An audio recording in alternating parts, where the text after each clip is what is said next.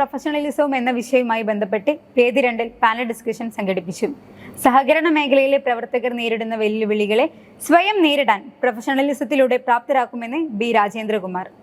അപ്പോൾ അങ്ങനെ വരുന്ന എംപ്ലോയീസിന് സോഫ്റ്റ് സ്കില്ലും കാര്യങ്ങളും ഡെവലപ്പ് ചെയ്ത് അവരെ കോമ്പിറ്റൻ്റ് ആയിട്ട് റീറ്റെയിൻ ചെയ്യേണ്ട ഒരു ഉത്തരവാദിത്വം നമ്മുടെ ബോർഡ് ഓഫ് ഡയറക്ടേഴ്സിനും അതേമാതിരി നമ്മുടെ ഡിപ്പാർട്ട്മെൻറ്റിനും ജീവനക്കാർക്കും ഉണ്ട്. അപ്പോൾ ടെക്നോളജി മാക്സിമം യൂട്ടിലൈസ് ചെയ്തുകൊണ്ട് ഇതെല്ലാം തന്നെ ഒരു സിസ്റ്റമാറ്റിക് അപ്രോച്ചായിട്ട് നമ്മൾ റെഗുലർ അപ്രോച്ചായിട്ട് മാറിയില്ലെങ്കിൽ നമുക്ക് സർവൈവല് നമ്മൾ എത്ര സോഷ്യൽ കമ്മിറ്റ്മെൻ്റ് എന്ന് പറഞ്ഞു കഴിഞ്ഞാലും ഇത് ഫിനാൻഷ്യൽ ഇൻസ്റ്റിറ്റ്യൂഷൻ ആകുമ്പോൾ അല്ലെങ്കിൽ ഒരു കൺസ്യൂമർ ഇൻസ്റ്റിറ്റ്യൂഷൻ ആണെങ്കിൽ സഹകരണ മേഖല വളരെയധികം വെല്ലുവിളികൾ നേരിട്ടുകൊണ്ടിരിക്കുകയാണെന്നും മേഖലയിൽ പ്രൊഫഷണലിസം കൊണ്ടുവരുന്നതോടെ കാലതാമസം എടുത്തു വരുന്ന മാറ്റത്തിനു പകരം വിപ്ലവകരമായ മാറ്റങ്ങൾ പെട്ടെന്നുണ്ടാകുമെന്നും അത് സഹകരണ മേഖലാ പ്രവർത്തനങ്ങളുടെ ഉന്നമനത്തിന് സഹായിക്കുമെന്നും കൂട്ടിച്ചേർത്തു. D Sajith Babu IAS, doctor EG Ranjith Kumar, doctor Rajesh S Paingavil, doctor Rajesh Kumar S എന്നിവരായിരുന്നു മറ്റു പാനലിസ്റ്റുകൾ. അരിഞ്ഞുകുടിക്കല്ലേ കറന്നുകുടിക്ക് എന്ന കാഴ്ചപ്പാടിൽ അടിയുറച്ച് വിശ്വസിച്ച് അംബികാസുധൻ മാങ്ങാട് അനാചാരങ്ങൾക്കും പരിസ്ഥിതി പ്രശ്നങ്ങൾക്കുമെതിരെയുള്ള തന്റെ ശക്തമായ എഴുത്തുകളുടെ വിശേഷങ്ങൾ പങ്കുവെച്ച് സംസാരിക്കുകയായിരുന്നു അദ്ദേഹം. കഥകൾ ഇന്ന് പരിഹസിക്കപ്പെട്ടാലും നാളെ അത് യാഥാർത്ഥ്യമാകുമെന്ന ബോധ്യമുണ്ടെന്ന അടിയുറച്ച വിശ്വാസത്തിൽ തന്നെയാണ് അദ്ദേഹം എഴുതാറ്. താൻ എഴുതുന്നത് നാളത്തെ പേടികളെ കുറിച്ചാണെന്നും അത് സംഭവിക്കാതിരിക്കാൻ തന്റെ എഴുത്തിലൂടെ ഒരു പക്ഷേ സാധിച്ചാലോ എന്ന വിശ്വാസവുമാണ് ഓരോ കൃതിയെയും അതിൻ്റെ പൂർണ്ണതയിലെത്തിക്കാൻ പ്രാപ്തനാക്കുന്നതെന്നും അദ്ദേഹം കൂട്ടിച്ചേർത്തു. എൻ്റെ കഥകളിലും നോവലുകളിലും സ്ത്രീകൾ വളരെ പ്രാധാന്യത്തോടുകൂടെ വരുന്നുണ്ട്. അത് ആദ്യകാല കഥകളായ സീതായനം തൊട്ടിങ്ങോട്ട് തോട്ടുങ്കര പോതി വരെ സ്ത്രീകൾ വളരെ ശക്തരായ കഥാപാത്രങ്ങളായിട്ട് പരിഗണിക്കപ്പെടുന്നുണ്ട്. മരക്കാപ്പിലെ തെയ്യങ്ങളിലെ ഉമ്പിച്ചി വളരെ ധീരയായ കഥാനായികയാണ്.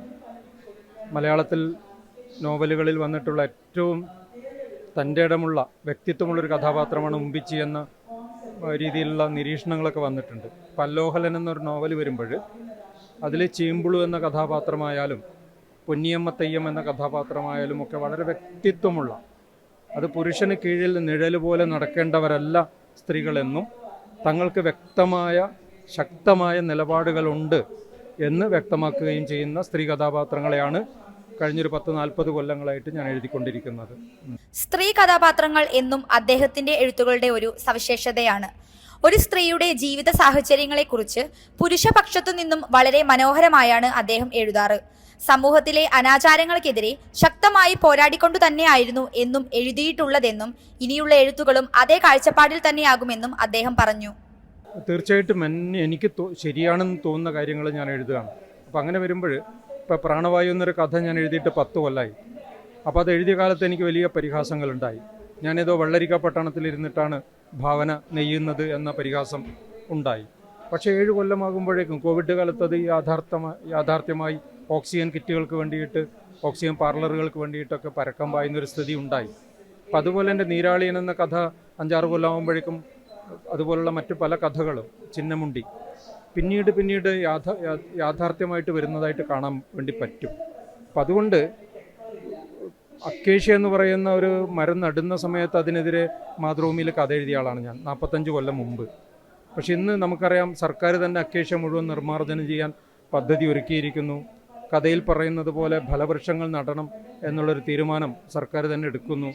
അപ്പോൾ കഥ എന്ന് പറയുന്നത് ഭാവനയാണ് എന്ന് പറഞ്ഞ് തള്ളിക്കളയാൻ പറ്റില്ല എന്നെ സംബന്ധിച്ചിടത്തോളം. അത് യാഥാർത്ഥ്യത്തിൻ്റെ ഒരു കൃത്യമായ മുഖം തന്നെയാണ്. അപ്പോൾ അതുകൊണ്ട് ചില കഥകളുടെ പേരിൽ ഞാൻ ഇന്ന് പരിഹസിക്കപ്പെട്ടേക്കാം, ഒരുപക്ഷെ നാളെ അത് യാഥാർത്ഥ്യമായിട്ട് വരുമെന്നൊരു കാര്യം, ചില മുന്നറിയിപ്പുകളാണ് എന്നുള്ള രീതിയിലാണ് ഞാൻ എഴുതിയിട്ടുള്ളത്. അങ്ങനെ സംഭവിക്കരുത് എന്നാണ് എൻ്റെ പ്രാർത്ഥന. നിയമസഭാ പുസ്തകോത്സവ വേദിയിൽ നിന്നും ക്യാമറ പേഴ്സൺ ഫാഹിബ സനയ്ക്കൊപ്പം ദൃശ്യ. തൊഴിലാളി പ്രസ്ഥാനങ്ങളുടെ ചരിത്രത്തിനൊപ്പം സഞ്ചരിച്ച് മാധ്യമങ്ങളെ ഗവേഷണ ബുദ്ധിയോടെ സമീപിച്ച രമേശ് ബാബുവിന്റെ കേരളത്തിലെ തൊഴിലാളി പ്രസ്ഥാനവും മാധ്യമങ്ങളും എന്ന പുസ്തകം മുൻ MP-യും CPI സംസ്ഥാന സെക്രട്ടറിയുമായ ബിനോയ് വിശ്വം പ്രകാശനം ചെയ്തു.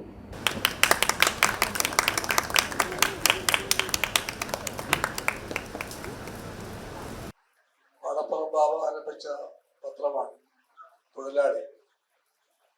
ആ പേരിൽ പിന്നെയും പത്രമുണ്ടാക്കിയിട്ടുണ്ട് കേരളത്തിൽ. പക്ഷെ ഈ പേപ്പറിന്റെ പ്രത്യേകത, ശ്രീനാരായണ ഗുരു സ്വന്തം കൈകളാലെടുത്ത് നിവർത്തി മറിച്ചു നോക്കിയ പത്രമാണ്. മുഴുവൻ വായിച്ചുവെന്ന് ആരും പറയുന്നില്ല. പക്ഷേ ശ്രദ്ധാപൂർവ്വം അദ്ദേഹം പത്രം മറച്ചു നോക്കിയിട്ട് പറഞ്ഞു, ഇനിയും നന്നാകണമെന്ന് പറഞ്ഞു. അതൊരു പ്രത്യേകതയുള്ള വാക്കാണ്. ഒരാൾ പത്രം പുസ്തകം കൊണ്ടുപോയി കൊടുക്കുമ്പോൾ പൊതുവെ ആൾക്കാർ പറയും കൊള്ളാം കൊള്ളാം എന്ന് പറയും. നോക്കാതെയും വായിക്കാതെയും ഭംഗിവാക്കായും തന്നെ പറയും കൊള്ളാം കൊള്ളാം. അതൊരു പൊള്ളവാക്കാണ്. അത് കൊള്ളാം ഗംഭീരം എന്നൊക്കെ പറയുന്ന പൊള്ളവാക്കിന് പകരം മലയാളത്തിൽ മറക്കാനാകാത്ത അല്ലെ മലയാളത്തിന്റെ എല്ലാ പ്രവർത്തനങ്ങളെയും എന്നും നയിച്ച വഴികാട്ടിയായ സീതാരാമന് പറഞ്ഞത് ഇനിയും നന്നാകണമെന്നാണ് ആ പത്രം. ആ കഥകളടക്കം പറയുന്നൊരു ചെറിയ പുസ്തകമാണ്. അതിനകത്ത് തൊഴിലാളികളുടെ പുസ്തകത്തിന്റെ ചരിത്രത്തെ പറ്റിയുള്ള ചെറിയ പരാമർശങ്ങളേ ഉള്ളൂ. പങ്കുവച്ച നേതാക്കളെ പറ്റിയുള്ള സൂചനകളേ ഉള്ളൂ, ചെറിയ ഖണ്ഡികകളേ ഉള്ളൂ. എങ്കിലും നാളെ ഉണ്ടാകേണ്ടുന്ന വലിയ പഠനങ്ങൾക്ക് പ്രേരകമാകുന്ന പുസ്തകമായി ഈ പുസ്തകത്തെ ഞാൻ കാണുന്നു. കേരളത്തിലെ മുഖ്യധാര മാധ്യമങ്ങൾ തൊഴിലാളി പ്രസ്ഥാനങ്ങളുടെ വളർച്ചയ്ക്ക് വേണ്ടി കാര്യമായ പങ്ക് വഹിച്ചിരുന്നില്ലെന്ന് മുൻ MP രാജാജി മാത്യു അഭിപ്രായപ്പെട്ടു. പുസ്തക പ്രകാശന ചടങ്ങിൽ മുഖ്യപ്രഭാഷണം നടത്തുകയായിരുന്നു അദ്ദേഹം. മാധ്യമങ്ങൾ ഈ വിഷയങ്ങൾ പലപ്പോഴും ശ്രദ്ധയിൽ കൊണ്ടുവരാൻ വേണ്ടിയിട്ട് ശ്രമിച്ചിട്ടുണ്ട്. പക്ഷേ മാധ്യമങ്ങൾ പലപ്പോഴും ഈ ട്രേഡ് യൂണിയനുകളോട് ഒരു നെഗറ്റീവായിട്ടുള്ള സമീപനമാണ് സ്വീകരിച്ചിട്ടുള്ളത്, മുഖ്യധാരാ മാധ്യമങ്ങൾ. കാരണം എന്താണെന്ന് വെച്ച് കഴിഞ്ഞാൽ ട്രേഡ് യൂണിയനുകൾക്കെതിരായിട്ടുള്ള, കാരണം നമ്മുടെ കേരളത്തിലെ അല്ലെങ്കിൽ ഇന്ത്യയിലെ ലോകത്തിലെയൊക്കെ മാധ്യമങ്ങളെ നിയന്ത്രിക്കുന്നത് വലിയ കുത്തകം മുതലാളിമാരാണ്. അവ സ്വാഭാവികമായിട്ടും അവരുടെ ബിസിനസ് താല്പര്യങ്ങൾക്കും അവരുടെ ലാഭ താല്പര്യങ്ങൾക്കും വിരുദ്ധമായിട്ടുള്ള ഒരു ഫോഴ്സാണ് തൊഴിലാളി വർഗം എന്ന് പറയുന്നത്. അത് തൊഴിലാളി വർഗത്തിൻ്റെ ട്രേഡ് യൂണിയൻ്റെ ഒക്കെ പരാജയങ്ങളുണ്ടാവും. അതോടൊപ്പം തന്നെ അത് പരാജയപ്പെട്ടു എന്ന് ബോധ്യപ്പെടുത്താൻ, അല്ലെങ്കിൽ അത് ഒരു സാമൂഹ്യ വിരുദ്ധ ശക്തിയാണെന്ന് വരുത്തി തീർക്കാൻ കേരളത്തിലെ മാധ്യമങ്ങൾ, കേരളത്തിലെ മുഖ്യധാരാ മാധ്യമങ്ങൾ വളരെ ബോധപൂർവമായിട്ടുള്ള ശ്രമം നടത്തിയിട്ടുണ്ട്. ഇപ്പോഴും അത് തുടർന്നുകൊണ്ടിരിക്കുകയാണ് ചെയ്യുന്നത്. ദളിത് നേതാവായിരിക്കെ തന്നെ തൊഴിലാളി മുന്നേറ്റങ്ങൾക്ക് നേതൃത്വം നൽകിയ വ്യക്തിയാണ് അയ്യങ്കാളി. അതും തൻ്റെ പ്രസ്ഥാനത്തിൻ്റെ മാധ്യമത്തിലൂടെ ആയിരുന്നു എന്നുള്ളതും ശ്രദ്ധേയമാണ്. ഈ ലോകത്തും ഇന്ത്യയിലും അതുപോലെ നമ്മുടെ കേരളത്തിൽ നടന്ന എല്ലാ തൊഴിലാളി മുന്നേറ്റങ്ങൾക്കും പിറകിൽ അതിന് വലിയ പ്രേരണ നൽകിക്കൊണ്ട്, അതിന് വലിയ ഊർജം പകർന്നുകൊണ്ട് മാധ്യമങ്ങളുണ്ട്.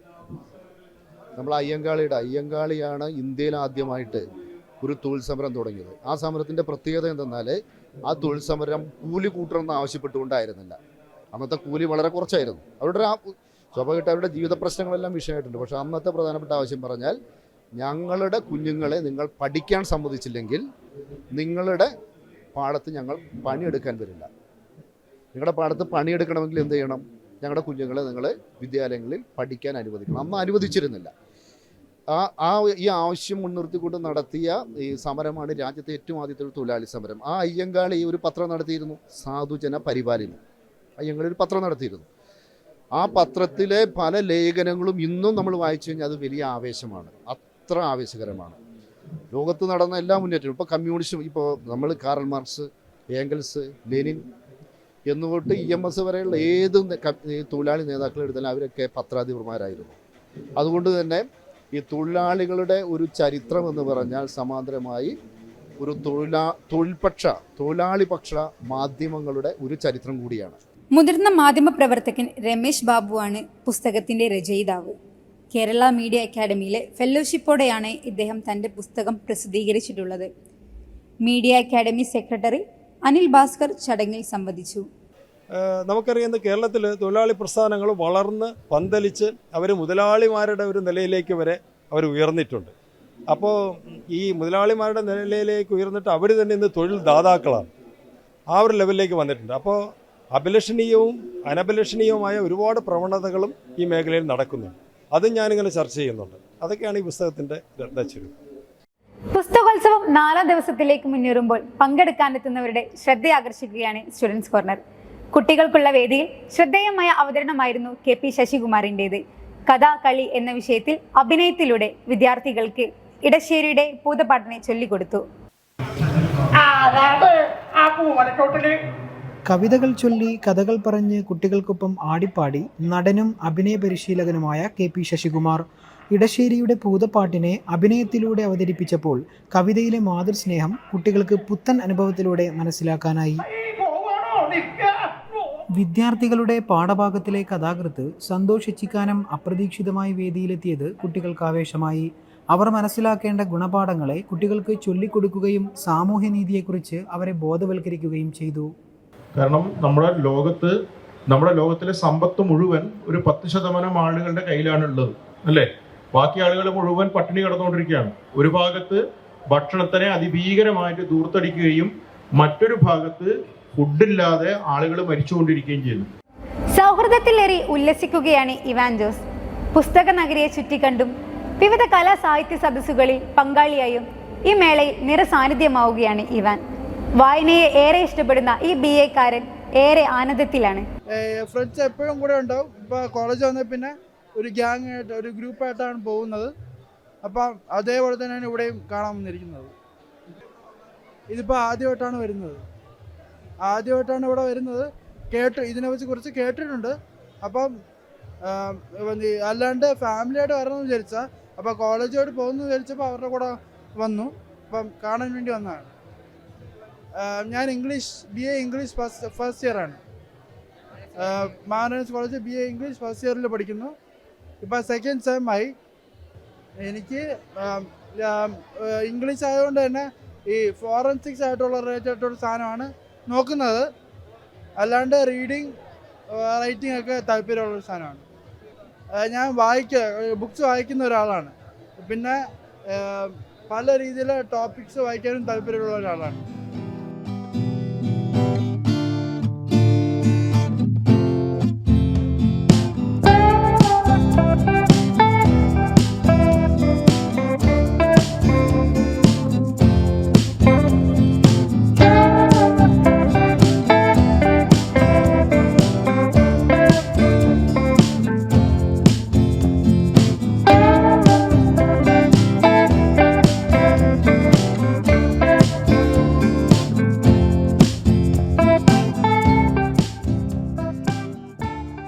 തിരുവനന്തപുരം മാർ ഇവാനിയോസ് കോളേജിലെ BA ഇംഗ്ലീഷ് ലിറ്ററേച്ചർ 1ാം വർഷ വിദ്യാർത്ഥിയാണ് ഇവാൻ ജോസ്. വിവിധ തരത്തിലുള്ള പുസ്തകങ്ങളും വിഷയങ്ങളും തനിക്ക് വായിക്കാൻ ഏറെ ഇഷ്ടമാണെന്നും ആദ്യമായാണ് പുസ്തകോത്സവത്തിൽ വരുന്നതെന്നും ഇവാൻ പറഞ്ഞു. പരമ്പരാഗത കലാരൂപമായ പാവകളിയെ ആധുനിക തട്ടകത്തിൽ രസകരമായി അവതരിപ്പിച്ച് അതിനെ പുതിയ തലമുറയിലേക്ക് എത്തിച്ചിരിക്കുകയാണ് ശ്യാംലാൽ വെമ്പയം. മണ്ണിൻ്റെയും മരത്തിൻ്റെയും പ്രാധാന്യത്തെക്കുറിച്ചും കുട്ടികളെ ബോധവാന്മാരാക്കി.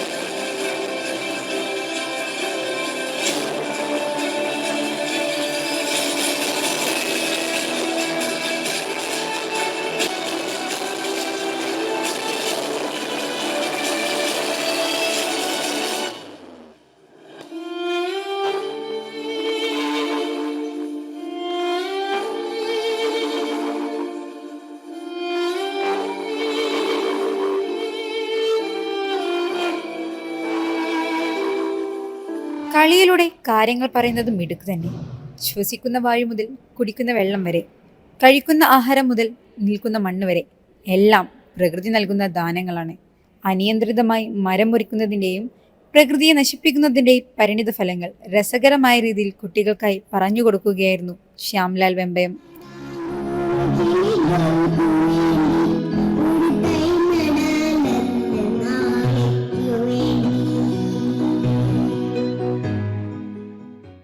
വേസ്റ്റ് ബോക്സിൽ കൊണ്ട് നിക്ഷേപിക്കണം അല്ലേ?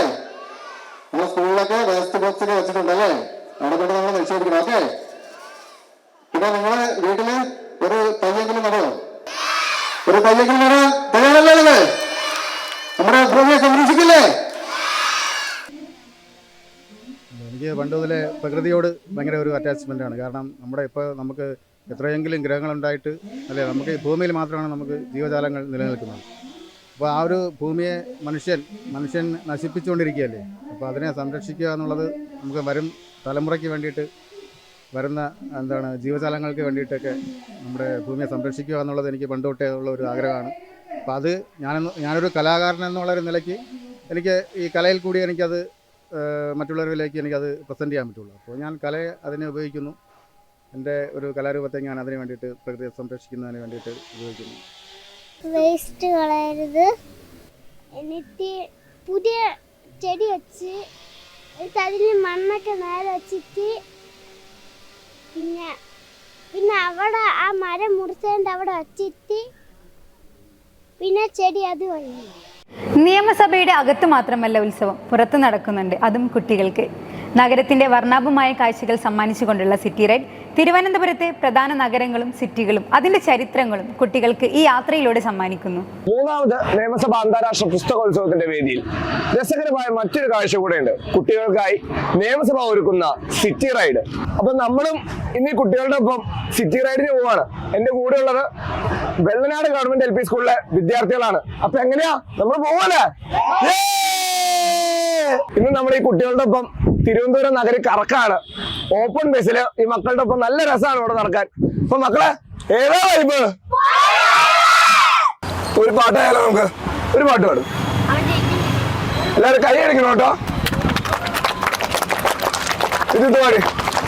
അങ്ങുവാനക്കോണില് മിന്നി നിന്നൊരമ്പിളി, അമ്പിളിക്കലയ്ക്കുള്ളില് ചോര കൺമുയൽ, ഇങ്ങു നീലത്തുരുത്തില് നീർപ്പരപ്പിൽ നിഴലിടും, അമ്പിളിക്കലയ്ക്കുള്ളില് ചോര കൺമുയൽ.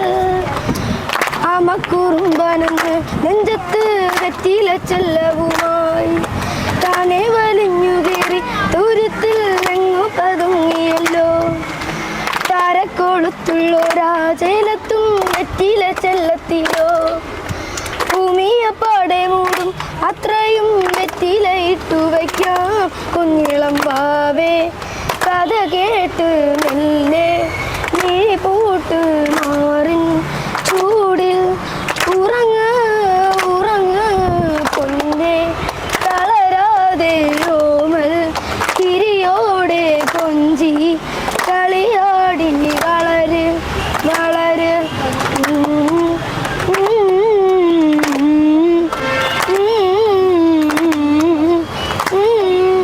ഉറങ്ങ